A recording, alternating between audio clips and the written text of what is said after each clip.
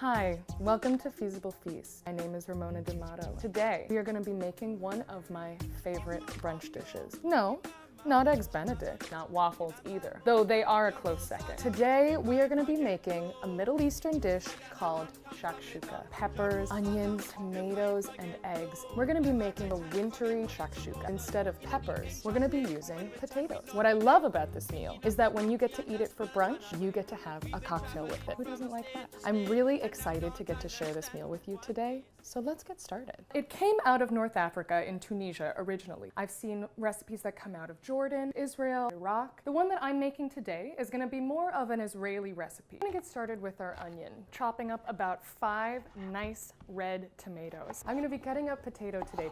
I've already got a hot pan going with cumin seeds, about a ½ teaspoon. I leave it in for about 2 minutes. They're looking beautiful. And so I'm going to put in those onions that I chopped before. 3 cloves of garlic right into the pan.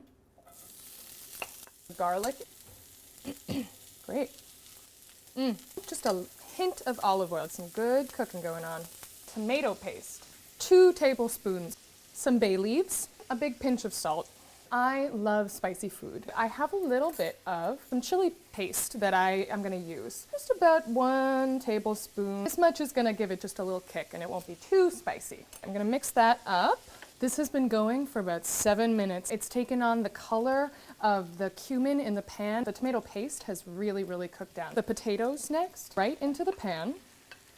The tomatoes.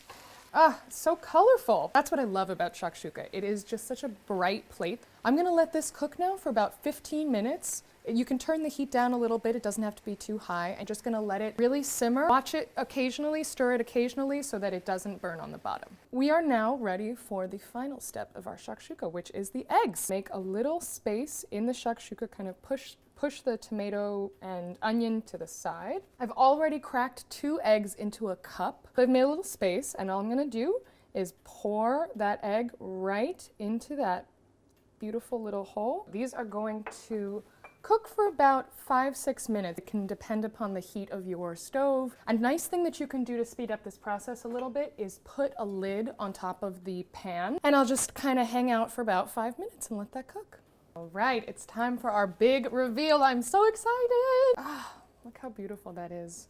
I'm gonna serve this in a bowl and do a nice scoop. Try to get that whole egg. Wonderful. I love serving shakshuka with a nice, crusty French baguette. Doesn't that look incredible?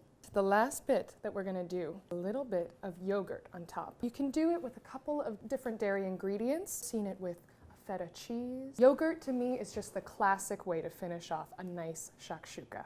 Finishing up a shakshuka meal with a delicious mimosa is a great way to have a nice citrusy bright end to such a hearty and filling taste. Come back next week. I'm going to be making a unique British dish called stargazy pie. It has a very special surprise inside, and you're going to really want to find out what this is. Cheers.